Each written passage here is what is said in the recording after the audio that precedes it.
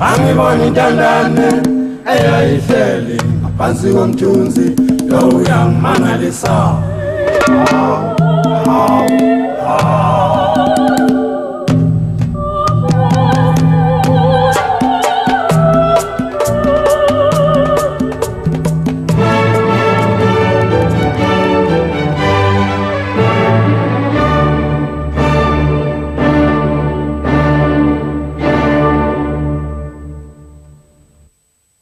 Toque, toque. Quem é? É o preto da Guiné. Quanto custa? 3 pataco. Vai-te embora, seu macaco.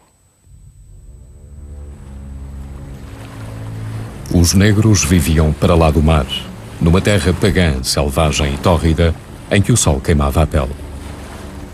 Sobre eles, pouco mais julgavam saber os portugueses.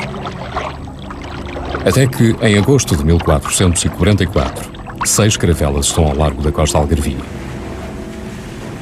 Pela manhã, a carga é transportada para a terra. Carga humana, homens, mulheres e crianças capturados à força para serem vendidos como escravos em Portugal. A proeza pertencia ao navegador Lançarote de Freitas. Na praia desembarcaram 235 negros, raptados na costa africana, junto ao Rio do Ouro. Grande alarido alastra por Lagos. Nessa altura, tudo o que não fosse, digamos, conhecido, e temos o caso do Cabo de São Vicente, que era o limite da Europa cristã, na época, era tudo, digamos, assombroso. E o facto de virem nesse primeiro repartimento, a nível de Lagos e de Portugal, em 1444, esse número tão elevado de escravos, as pessoas ficavam na expectativa. Como é que eles seriam? Brancos, escuros, mais diferentes. Eram diferentes dos que, de facto, existiam na Europa. E, sobretudo, diferentes desta gente que aqui vivia em Lagos, homens humildes, mas homens de muita garra, como nós dizemos, que estavam na expectativa de os ver. As 200 e meia de escravos galgaram em encosta. Foram então encaminhados para um descampado, às portas da Vila de Lagos, uma zona alta, onde no século XV tinham lugar as feiras e o mercado. O convento franciscano da Trindade, hoje em ruínas, ainda não tinha sido na altura construído, apenas terra batida neste local desabrigado. Naquela manhã as ruelas de Lagos estavam vazias. Fora de portas, a população assistia incrédula ao leilão dos escravos. Um espetáculo confrangedor, segundo a narração do cronista Zurara. Entre brancos e negros, um encontro desigual. Apesar de serem considerados humanos, porque foram considerados humanos, Zurara refere-se aos negros muitas vezes como almas, e portanto eram considerados humanos, mas humanos inferiores, humanos de uma civilização tão atrasada que se encontravam num estádio entre o animal e o homem.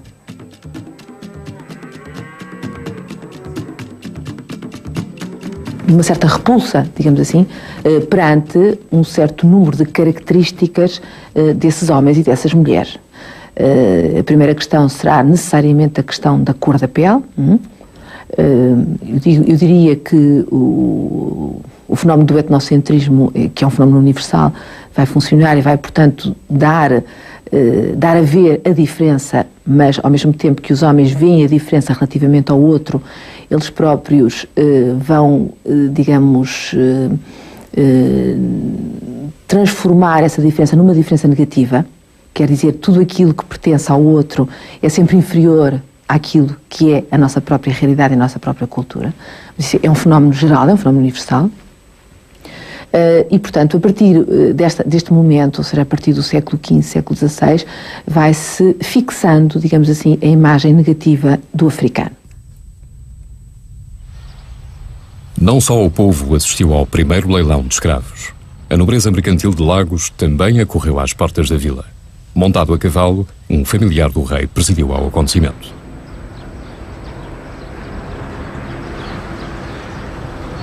Dom Henrique arrecadou 1/5 dos escravos leiloados. Era ele que autorizava e organizava as expedições marítimas para a África.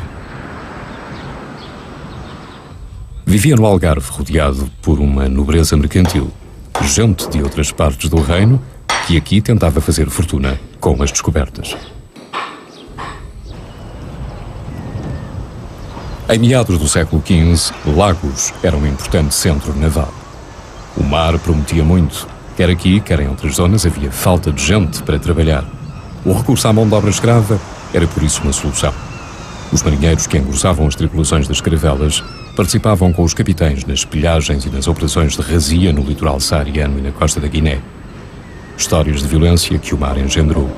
Quase esquecidas, não fora existir ainda em Lagos este edifício. O antigo mercado de escravos, construído no século XVII, o que demonstra quão importante foi, até tão tarde, o negócio da escravatura. Outras vilas do reino tiveram o seu mercado de escravos. Nem sempre construções sólidas como esta, somente espaços improvisados junto aos portos. O caminho marítimo para a Índia estava por descobrir, já os portugueses sabiam que os negros eram joias valiosas para o Império. Portugal não foi nem melhor nem pior do que os restantes traficantes de escravos. Quando Portugal penetrou no litoral africano, já existiam secularmente rotas caravaneiras que faziam a ligação entre a África Negra e a África Berber. E os mercadores muçulmanos e judeus, uma das suas atividades consistia em adquirir escravos negros que eram vendidos nos portos norte-africanos e eram também utilizados, por exemplo, para a extração de sal-gema nas minas do deserto saariano. Portanto, era uma rede que já existia.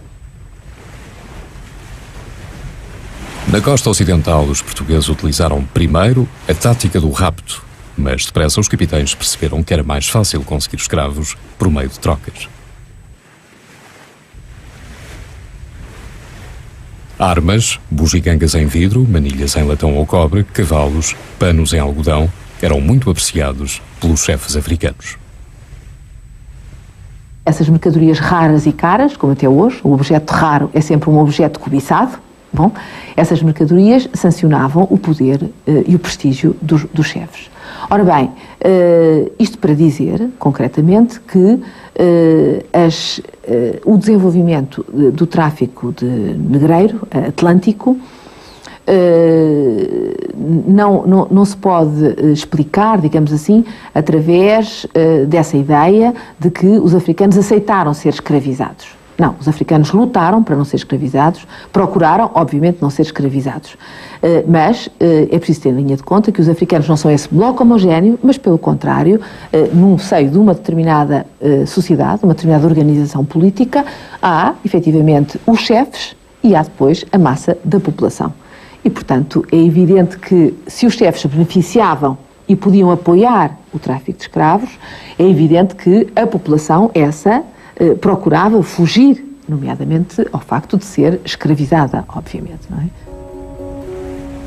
No Atlântico avançava a descoberta da África e mais úteis se tornavam os escravos nos povoamentos, nas plantações, em Cabo Verde ou na Madeira. Ao reino, as caravelas chegavam carregadas de negros e ainda de açúcar e mais mercadorias. Dirigiam-se para norte, para Lisboa. Para trás, ficava a costa algarvia, Lagos e Sagres, que perdiam a influência desde a morte do infante Dom Henrique, em 1460.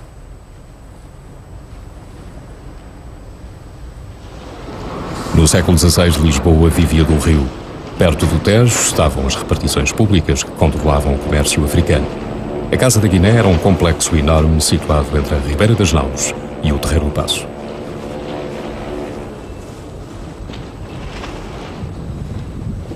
Numa rua traseira funcionava a Casa dos Escravos, pertença da coroa. Para desembarcar os africanos, os comerciantes pagavam vários impostos não só ao rei como à alfândega. Os escravos eram um produto como outro qualquer que os mercadores acabavam por vender em leilão nas ruas centrais da cidade. Os preços estiveram sempre em alta ao longo do século XVI. Negros chegavam a ser exportados para Sevilha e Valença. Por cá havia muitos, ao ponto de Lisboa contar com 10 mil escravos em 1550. No século XVI, em Lisboa, nas principais cidades do Algarve, em Évora, em Lisboa, os números andam, e não andam muito longe, não devem andar muito longe de 10% da população. É claro que por vezes há afirmações alarmistas, por exemplo, o Garcia de Rezende diz, com esta fuga de gente que vai para o Império e a entrada de escravos, qualquer dia são mais os escravos do que nós. Os escravos viviam como? Muitos estavam na corte, onde serviam como criados, intérpretes, músicos ou bobos. Os infantes reais e outras crianças nobres dispunham de um escravo privativo da mesma idade. Os africanos eram também acessíveis à classe média. Burgueses e funcionários da coroa tinham em casa um ou mais domésticos. Fazia-se a distinção entre o escravo buçal, recém-chegado da África, e o escravo ladino que falava português. Porventura, um escravo de segunda geração já nascido no reino. O negro tinha muitos deveres e poucos direitos. Gozava do direito à vida, ao casamento e pouco mais. São raros os investigadores que se interessaram em saber como eles realmente viveram. Muita informação é fornecida pelas posturas municipais, os registros de notário ou das igrejas. O batismo do escravo era obrigatório por lei. A 14 dias de fevereiro de 1581 anos, batizei a Joane, filho de Brites, escrava de João Banha, por madrinha Inês Álvares, e por verdade assinei aqui, Manuel Viegas Palha. Sabemos, por exemplo, que quando o escravo fugia, o dono tentava recuperá-lo, muitas vezes depois vendia-o porque não tinha, perdia a confiança, digamos, no escravo, mas portanto, com alguma frequência mandava-o ferrar, portanto, marcar, portanto, com uma marca a fogo, não é? Portanto, era uma forma talvez de o castigar e também de evitar que ele voltasse a fugir. Essa marca era feita aonde? Essa marca normalmente era feita na cara. Não há muitas referências documentais a grilhetas e portanto, a coisas desse tipo. Argolas de ferro. Argolas de ferro há algumas, não é? Mas são raras, não é? O que não quer dizer que elas não existissem. O facto dos documentos não as referirem não significa que não existissem, não é? Em relação a açoites, em relação a castigos, certamente que existiam, não é? Mas não aparecem referências a castigos nem em relação aos escravos, nem em relação praticamente a ninguém. Os textos revelam, por exemplo, que alguns padres e cônegos eram donos de escravas, de quem chegavam, aliás, a ter filhos. No seio da família, o chefe muitas vezes utilizava sexualmente as criadas ou as amas africanas.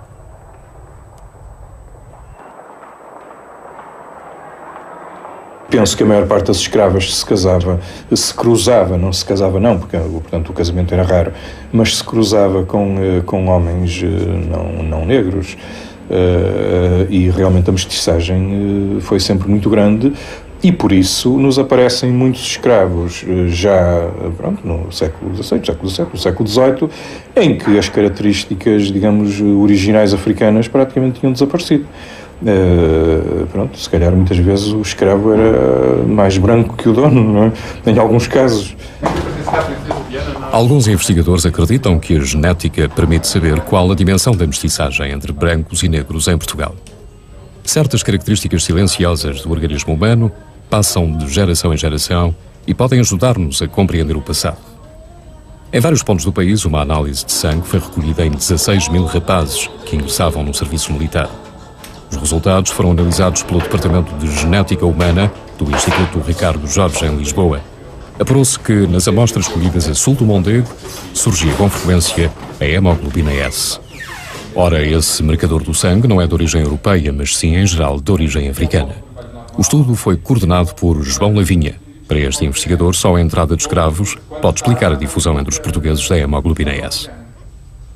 As formas que nós encontramos em Portugal são todas de origem africana e têm uma distribuição a sul do Mondego, sobretudo, onde atingem no seu conjunto uma frequência da ordem de 1%, mas depois têm existem bolsas onde atingem frequências praticamente iguais às que se observam nas populações africanas. Quer dizer que haveria aí uma maior concentração de exatamente, a ideia africanos ou descendentes de africanos? Exatamente. Nomeadamente nos concelhos de Coruche e Alcácer do Sal, a hemoglobina S atinge uma frequência semelhante à que encontramos, por exemplo, em cabo-verdianos. Embora as populações de Coruche e Alcácer do Sal, do ponto de vista étnico, sejam praticamente indistinguíveis dos outros portugueses. Os homens de Alcácer do Sal continuam a viver das águas do Sado. Mas ainda que nos arrozais se repitam os gestos, o rio mudou. Outrora enchia mais. E a montante, no interior alentejano, surgiam ilhas no leito da ribeira. Lá, por essas terras isoladas, úmidas e quentes, só os mulatos conseguiam sobreviver. ó Senhor dos Martins, lá da Cravalheira. Ó Senhor dos Martins, lá da Cravalheira. É o Pai dos Pretos, aqui da Ribeira. É o Pai dos Pretos, aqui da Ribeira. Só caso ele é preto, também ele é seu. Senhor João da Costa, quem ilude sou eu. Viviam na zona mais pobre do rio. Eram atravessadiços conhecidos como corvos, carapinhas ou simplesmente como mulatos do Sado. Os traços físicos podiam escapar a uma geração, mas surgiam na seguinte. A história desta gente está por escrever.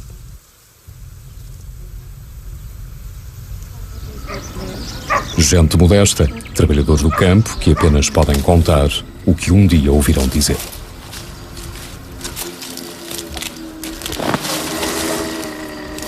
Pois diziam que isto que eram escravos que vinham para aqui, até dizem que havia aí escravos pretos. Há uma geração que é dessa raça de pretos ainda.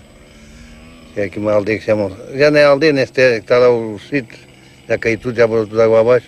À beira mesmo do rio. Era uma ilha, não é? Era uma ilha que estava ali, chamava-se Samamédia. Pertence aqui ao Conselho de Grândola. E então, daí é que saíram muitos pretos. Ninguém sabe ao certo de onde vieram ou quando chegaram os negros às margens do Sado. Nos registros paroquiais da zona, é referida a sua presença já no século XVIII. Em Rio de Moinhos, essa herança do passado continua patente no rosto das pessoas. Os traços africanos são por vezes bem visíveis, o que não deixa de ser insólito neste meio rural isolado.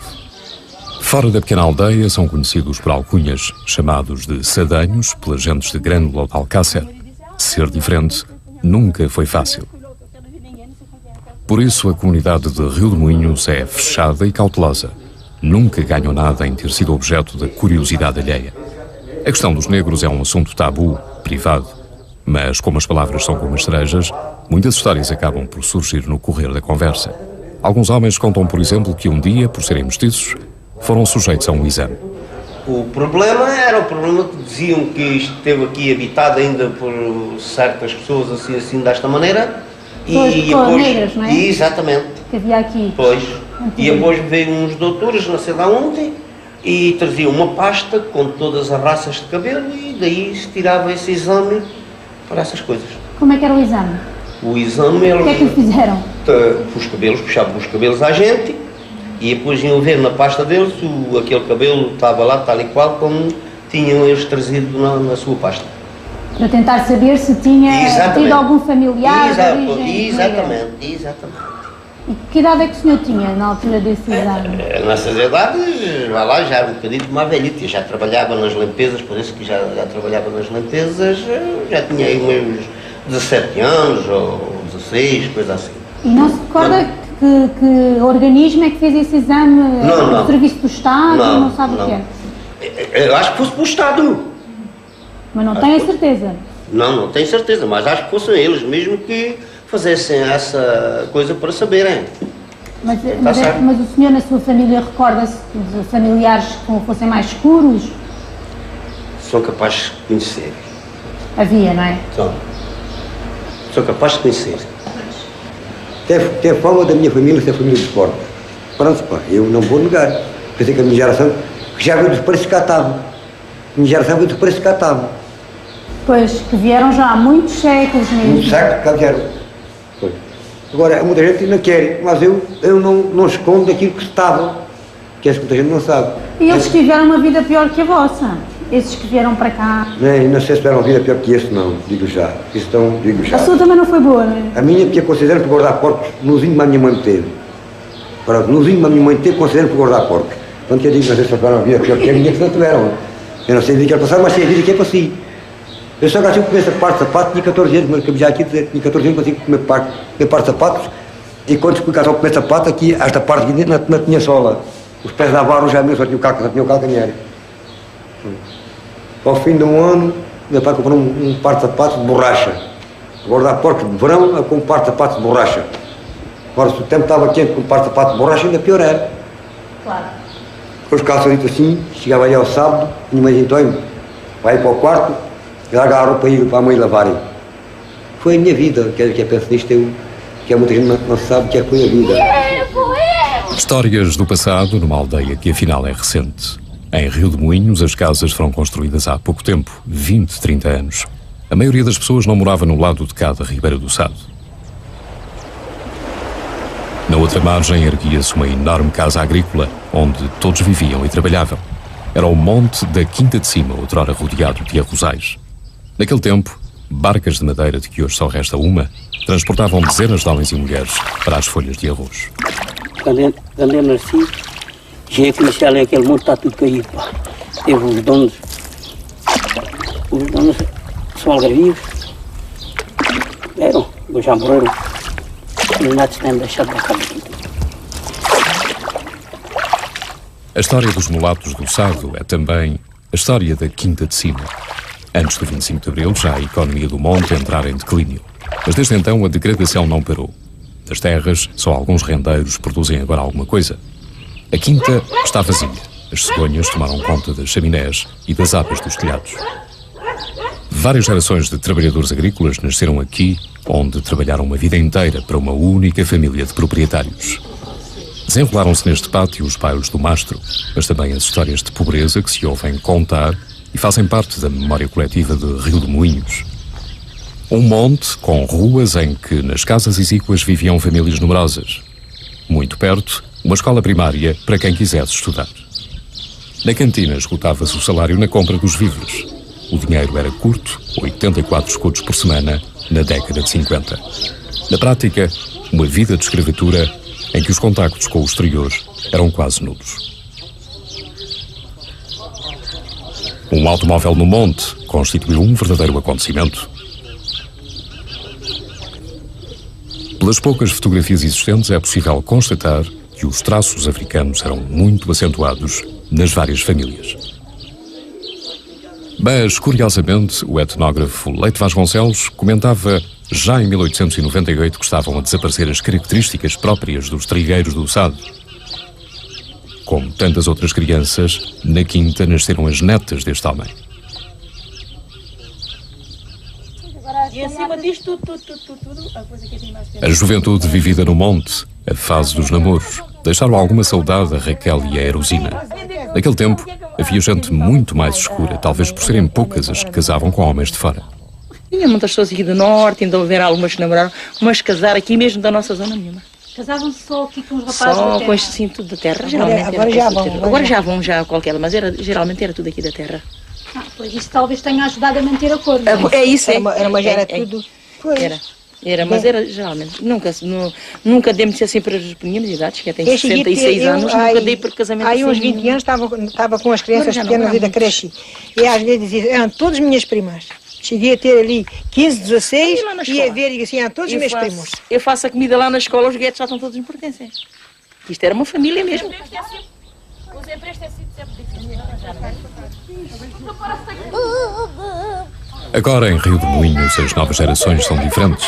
Conhecem outra vida e poucos conseguem imaginar os dias de fome e trabalho de que falam os avós. Os traços mestiços da comunidade são também cada vez mais tenues. Apenas 12 alunos frequentam a escola primária. Lá dentro, entre quatro paredes, as crianças têm aprendido a descobrir o valor do passado da aldeia e do mundo que as rodeia.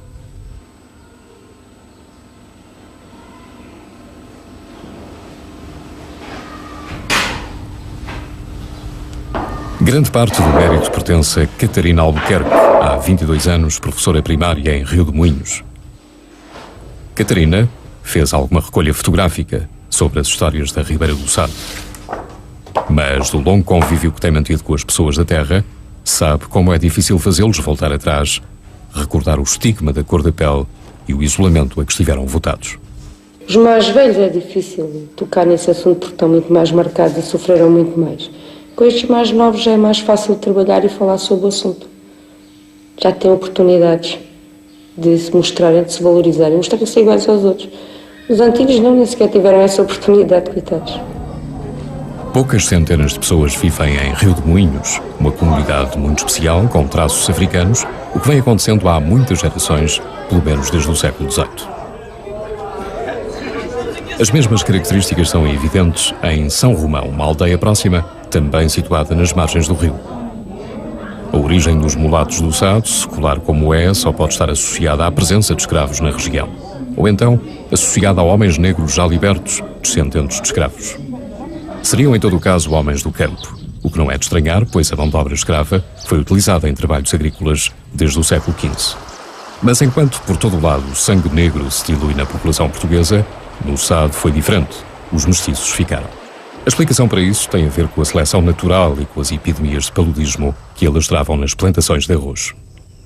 Isso deve-se, a meu ver, e eu sou nisso, só encontro essa justificação, como sendo o mestiço mais resistente ao paludismo, dado que a Alcácer era uma zona, até há muito poucos anos, fortemente palúdica e que teria, portanto, resistido mais e, portanto, estaria mais presente nas gerações seguintes. O tráfico de escravos possibilitou a entrada de dezenas de milhares de africanos no Reino de Portugal. Chegaram em maior número no século XVI, uma média de 2.000 por ano. Para além do património genético que nos deixaram, os negros influenciaram a cultura e os costumes portugueses, ao mesmo tempo que se esforçavam por compreender o novo mundo que lhes era imposto. A Igreja Católica desempenhou um papel importante em todo o processo da escravatura. Foi com a bênção de Roma que os portugueses escravizaram. Os negros recebiam o batismo, passavam a pertencer ao reino de Deus, mas muitas histórias ambíguas ficaram para a posteridade. Uma vez um preto foi se confessar e o padre deu-lhe de penitência jejuar no outro dia.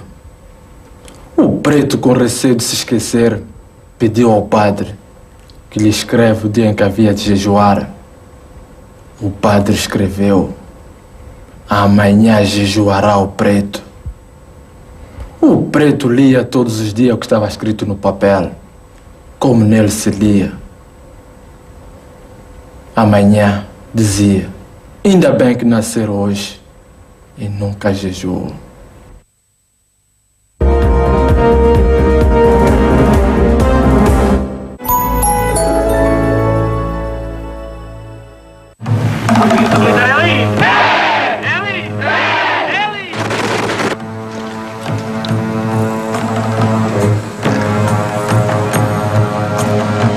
Moçambique, Angola, Guiné. Reveja até onde nos levou a Guerra Colonial.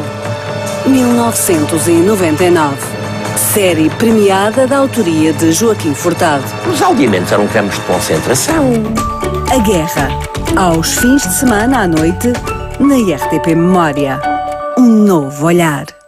No ar, a história da rádio em Portugal. Segunda-feira à noite, na RTP Memória. Um novo olhar.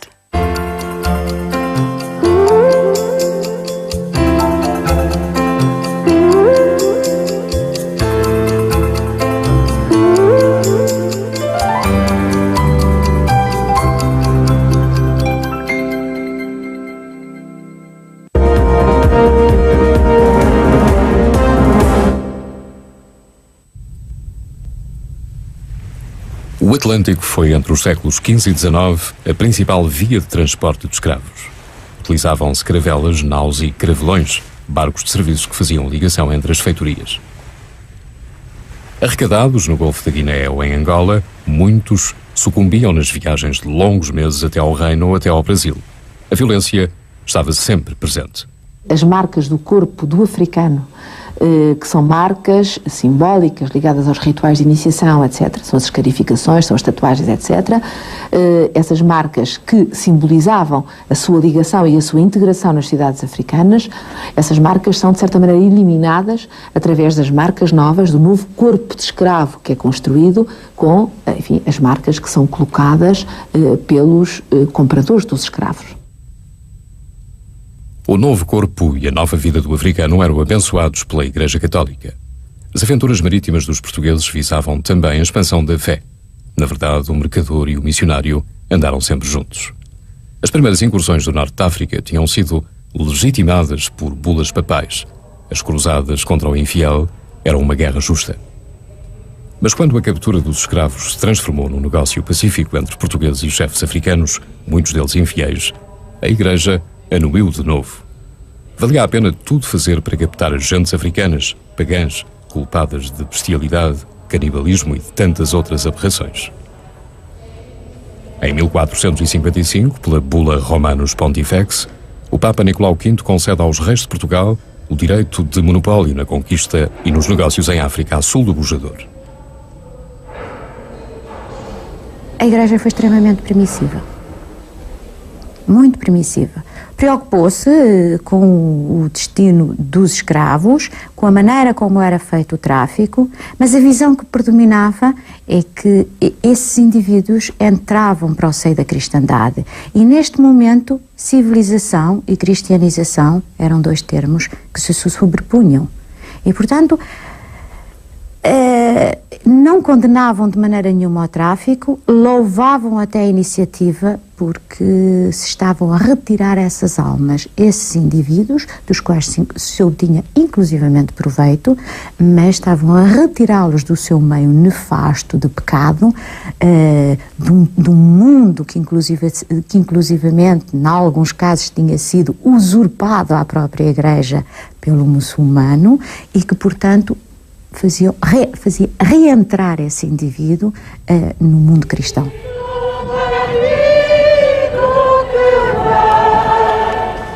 A festa do Corpo de Deus é das mais antigas de Lisboa, mas a procissão nada tem hoje a ver com o esplendor do passado. Realiza-se desde a Idade Média. Em certas épocas, os moradores chegavam a ser obrigados a decorar as janelas com vistosos ornamentos. No grande espetáculo litúrgico, brilhavam o ouro e a prata dos objetos de culto e desfilavam os estandartes dos ofícios e das irmandades. Como uma grande serpente, a procissão percorria as ruas principais de Lisboa Oriental, espelhando o fervor religioso do clero, da nobreza e do povo. O cortejo era também conhecido como a Procissão de São Jorge. O santo guerreiro mereceu grandes honrarias, fazendo parte do desfile, montado a cavalo e seguido por pajens. A multidão apreciava a extravagância do espetáculo, até porque aqui se representavam os reis magos, as macaquices do diabo, dragões e outros animais. É claro que nem sempre foi assim. Com o correr dos tempos desapareceram as folias, a faceta pagã da procissão, e os negros do reino, que ao cortejo ofereciam um toque exótico e musical. Na festa do Corpo de Deus eram conhecidos como os Pretos de São Jorge. De chapéu bicórnio e farda tricolor, a banda acompanhava sempre o santo guerreiro tocando flautas e clarins. Para marcar o ritmo usavam o tambor. A sua presença nos espetáculos religiosos data do reinado de Dom João I, que assim quis assinalar as conquistas em África, em particular a conquista de Ceuta, em 1415. Os escravos vão adaptar-se à maneira de viver dos portugueses, introduzindo uma nova sensibilidade nas festas religiosas que eram públicas e acessíveis a toda a gente. Nas dependências dos conventos, os negros organizaram-se em confrarias, associações de devotos que muito fascinam Didier Laon. Este antropólogo encontrou na Igreja das Mercês, em Lisboa, um objeto precioso para o seu trabalho de investigação, um livro de uma irmandade de homens pretos. Aqui se inscreviam os nomes dos irmãos ou das irmãs. Neste caso, eram todos negros, impossibilitados de conviverem lado a lado e em pé de igualdade com os confrades brancos. Tiveram um grande poder político estas organizações. Só negros libertos podiam pertencer à confraria, mas eles em muito ajudavam os outros escravos do reino. Representar um espaço de liberdade é evidente porque, pelo menos, tinha uma possibilidade de se encontrar, se reunir e constituir uma comunidade. Como qualquer confraria, as confrarias negras tinham objetivos religiosos, que é finalmente o objetivo de qualquer confraria. E ao lado, vamos dizer que os privilégios que os reis sucessivos, aliás, concederam, foi uma parte especial. Normalmente uma confraria religiosa não tem nada a ver com o problema de liberdade ou não liberdade. Só que em Portugal as confrarias negras ajudavam os escravos a comprar a liberdade, ou podiam evitar que fossem vendidos para fora do reino. Em São Domingos nasceu a confraria da Nossa Senhora do Rosário dos Homens Pretos, a primeira de todas e que gozou de grande prestígio no século XVI.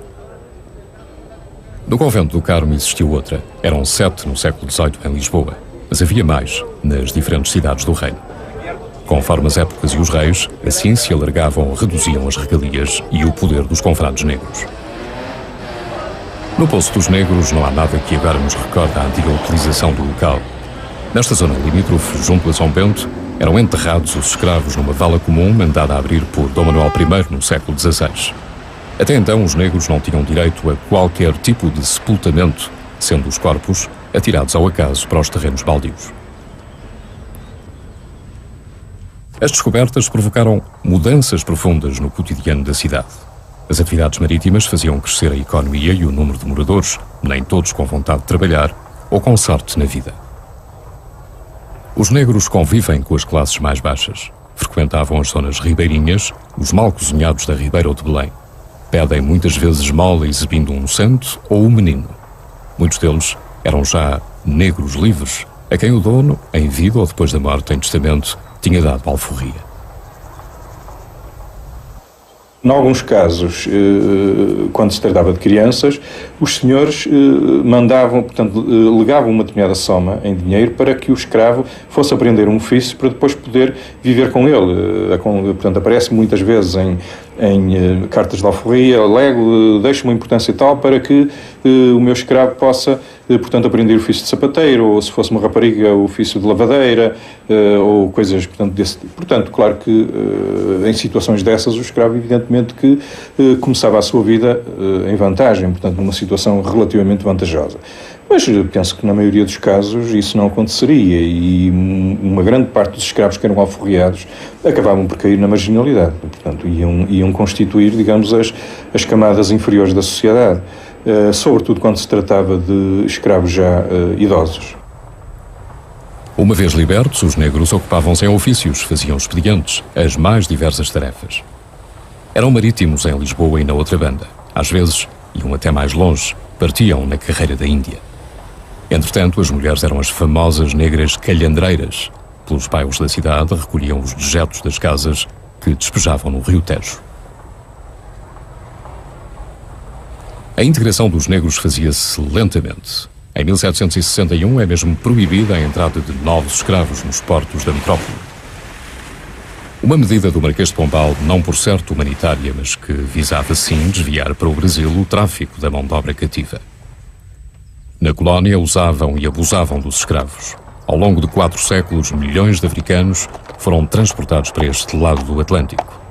E aqui, no Brasil, os portugueses criaram um sistema esclavagista cruel, onde o escravo tinha medo do senhor e vice-versa. Ficaram para a história os castigos aplicados na colónia. Os negros sustentavam a economia, trabalhavam nas minas e na agricultura, em particular nos engenhos de açúcar. Tudo isso num território onde havia outra mão de obra a explorar, os índios americanos.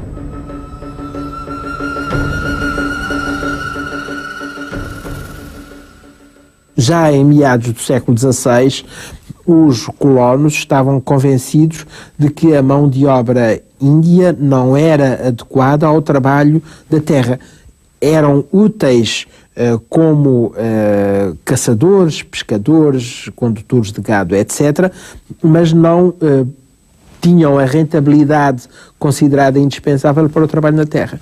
Daí que o recurso à escravatura africana tenha surgido como uma solução para a inadaptação cultural e social das comunidades ameríndias ao trabalho forçado na terra, ou mesmo não forçado, porque isso não era a atribuição dos homens nas comunidades indígenas. Quer isso dizer que, por exemplo, na América, o escravo negro tinha um estatuto ainda inferior ao índio? Acabou por ter? Exato. Grande parte dos escravos que chegavam ao Brasil eram originários de outras zonas do Império Português, mais concretamente de Angola. Nos mercados das principais cidades do litoral, eram vendidos à peça, variando o preço conforme o sexo, a idade e o estado de saúde. Por um lado, o sacrifício de várias gerações de africanos condenados ao mais baixo patamar da sociedade.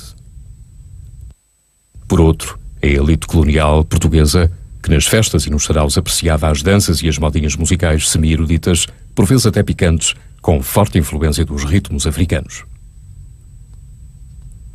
Quando a gente está com gente que tem olhar duvidoso. Se acaso os olhos se encontram, é tão bom, é tão gostoso. Nós lá no Brasil, com a nossa ternura, açúcar nos sabe com tanta doçura. Já fui à Bahia, já passei o mar, coisinhas que vi me fazem babar. Coisinhas que vi me fazem babar. Os costumes portugueses vão ser influenciados pelo Brasil. Os ritmos afro-brasileiros animam também os salões lisboetas e os bairros populares em dias de festa. No século XVIII, dois tipos de danças estão na moda: o lundum e a fofa, de que muito gostam os negros. Cá fora exibem os seus dotes de músicos à população branca, que os inveja pela sua exuberância e pelo seu atrevimento na forma de estar e de dançar. Danças, manifestações teatrais, manifestações canto, surgem constantemente e, inclusivamente, vão enriquecer como um toque exótico as embaixadas, os casamentos reais ou outros, as festas religiosas, as festas civis. Portanto, participam como um toque exótico, um toque de tal ordem que a outra população vai aderir, a população branca até vai aderir, até consegue dançar com eles, participa da sua alegria.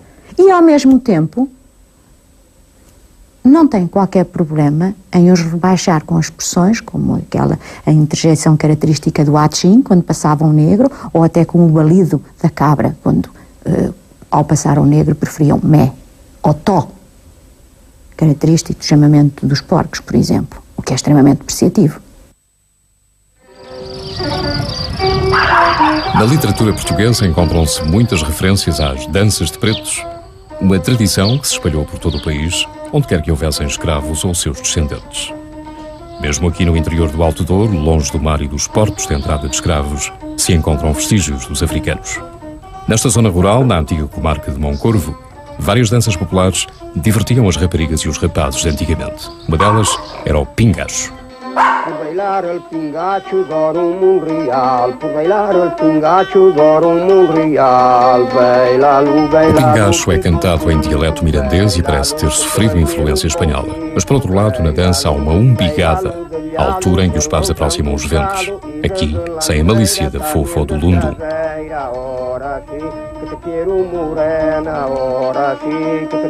Na primeira metade deste século, o investigador Santos Júnior fez uma importante pesquisa sobre o pingacho e outras danças de Trás-os-Montes. Estudou, por exemplo, a dança de pretos, que até aos anos 30 do nosso século ocorreu em Moncorvo e em Carviçais. São poucos os que se recordam dos pretos de Carviçais. Na véspera do Dia de Reis, uma trupe de 10 homens percorria as ruas da aldeia, vestidos de forma carnavalesca, com guizos nas pernas e turbantes na cabeça. A fechar o cortejo ia o preto do tambor, também conhecido pelo chouriço. A dança realizou-se pela última vez em 1935, como bem se lembra Abílio Pinto. Estavam ali no meio da praça primeiro, e depois iam para outro lado ali em cima, depois iam para outro lado lá para baixo, para o fundo do povo, depois iam para a estação. E as pessoas iam, que estavam ali a ouvir a coisa e tal, e ao fim, o tal, elas eram todos, mas o tal que era o chefe lá, o Chouriço. Vá, vamos embora. E entravam nas caras, não pediam licença, mas ninguém os olhava. E eles também não usavam. As caras mais que tiravam mais alguma coisinha, as caras mais pobres tiravam menos. Mas tiravam sempre um chouriço, uma alheira, um salchão, uma morcela e uma coisa daquela, do fumeiro todo. Juntavam, faziam uma festa com aquilo, uma conzaina, e o resto que sobrava, porque era muita coisa da população toda. Antes toda a gente matava porcos cá nas casas. Depois com aquilo que sobrava, punham no iasta pública, vendiam-no. E o dinheiro era para Nossa Senhora. A dança estava curiosamente associada à Nossa Senhora do Rosário, a mesma devoção que em Lisboa dera origem à primeira confraria de homens negros. O mesmo poderá ter acontecido em terras de Moncorvo, mas não se sabe ao certo qual a verdadeira origem da tradição. Um altar a Nossa Senhora do Rosário existia, pelo menos no século XVII, na Igreja Matriz de Moncorvo. E há a saída da missa, cá fora, no adro, que muitas vezes os pretos iniciavam cortejos pelas ruas da vila. Mas estranho é ainda o facto dos pretos da dança serem, afinal, homens brancos. Para além da bizarra indumentária que em muito se assemelhava à dos pretos de São Jorge, apresentavam-se em público com as caras enfarruscadas. Estas imagens reportam-se em 1930. Nessa altura, e pela penúltima vez, a dança animou as ruas de Moncorvo. Entre os que participaram, Abel Leal, o único de cara lavada. Não era ator, mas músico. Não tinha que dançar nem que recitar versos. Tocava enquanto os outros faziam o espetáculo. Como é que eles pintavam, por exemplo? Como é que eles pintavam a cara? Havia uma pessoa própria, com licença, fazia-lhe aqui um risco. E depois era com greixa, tinta que saía vulgarmente com água e sabão. E a dança propriamente dita? O espetáculo em si, como é que era? Eu tocava.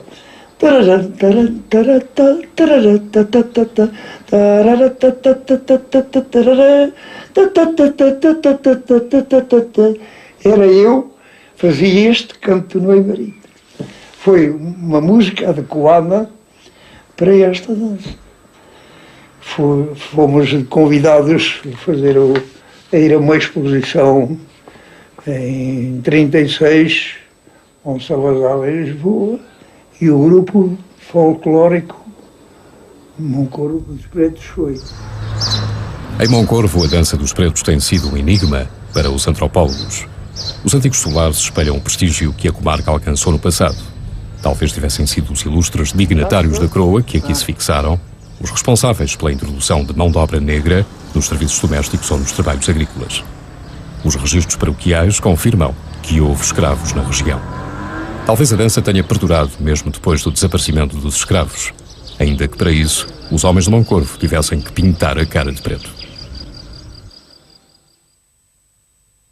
Quem é? É o preto de Angola, com seu charuto na boca e o seu chapéu à espanhola.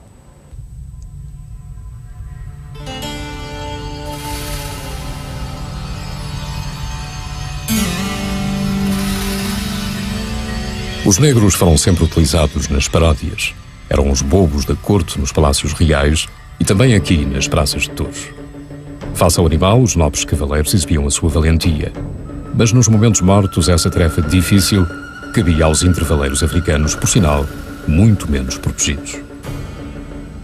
A tradição dos intervaleiros negros parece ter nascido no século XVIII, altura em que as touradas ganharam um caráter mais faustoso e organizado. O costume manteve-se por muito tempo e, a certa altura, uma mulher toureira apareceu em campo, na Praça de Algés. Fernanda do Val, ou como era conhecida, a Preta Fernanda, cuja atuação foi desastrosa, pois nunca tinha visto um touro à frente. Mas era uma coquete do submundo da Lisboa do fim do século. Gostava de dar nas vistas e, por ter pousado como modelo, acabou imortalizada na estátua evocativa da abolição da escravatura. Em 1836, o Marquês de Sá da Bandeira proibiu o tráfico atlântico de escravos, o que não significou a abolição da escravatura no Império Português. Em barcos clandestinos, escravos continuaram a ser enviados para o Brasil e para as roças de São Tomé. A situação só melhorou quando foi decretada a abolição da escravatura no espaço angolano em 1878. Entre a legislação e depois a prática, obviamente, vai uma grande distância.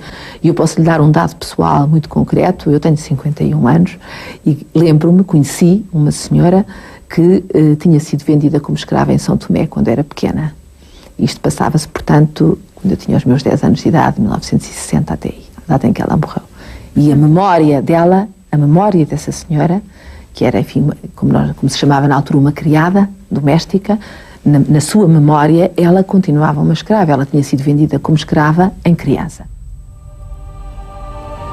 A abolição da escravatura pôs termo a um dos maiores crimes contra a humanidade, em particular contra os africanos, durante séculos, compulsivamente retirados das suas terras de origem. Mas a liberdade não implicou, na maioria dos casos, uma vida melhor para os escravos ou para os descendentes de escravos.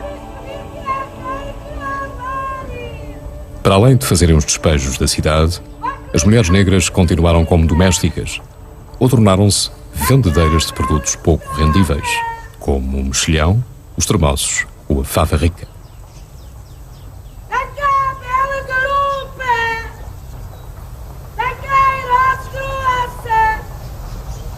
Os negros optaram pelo ofício de caiadores. Pintavam as casas da cidade de Lisboa. Entre si estavam organizados numa espécie de corporação. Para os contratar, os fregueses tinham que ir ao Rossio, por onde os homens paravam à espera de trabalho. Ainda hoje, a Praça do Rossio continua a ser o local predileto para muitos africanos. Aqui se encontram os amigos, se fazem os negócios, se arranja emprego nas obras. Muitos são imigrantes que de África até Lisboa seguiram as velhas rotas do Império. Por cá fazem os trabalhos que o resto da população branca não quer fazer. Mas tudo como dantes, a esmagadora maioria dos negros continua a ser posta à margem. Estamos prontos a socorrer um negro que caia na sarjeta por qualquer razão. Mas se a vida dele interferir muito com a nossa, aí eu acho que as coisas assumem já outro aspecto. Há qualquer coisa de ilógico, há qualquer coisa de que não conseguimos deitar a mão, há qualquer coisa de mental que ainda não foi resolvido. E que, no entanto, é muito lento. E, no entanto, a nível cultural, eu acho que já havia condições para poderem ser ultrapassadas.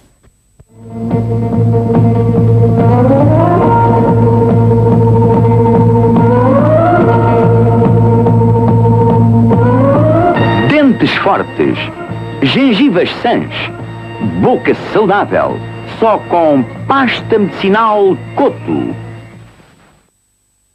A imagem negativa do africano perdurou ao longo dos séculos, visível na publicidade, nas revistas, das paródias populares de antigamente.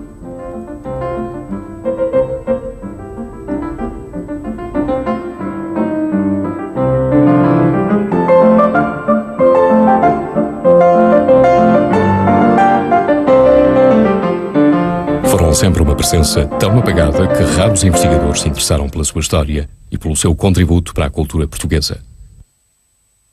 Mas na corte, luziam ao lado das princesas como joias, um quadro que hoje exibe apenas a faceta mais terrível da expansão portuguesa no mundo. Mas a história é isto, é cheia de incomodidades e também de grandezas. Mas a incomodidade ela tem que ser encarada de frente, até para a podermos superar, até para podermos vencer efetivamente os traumas.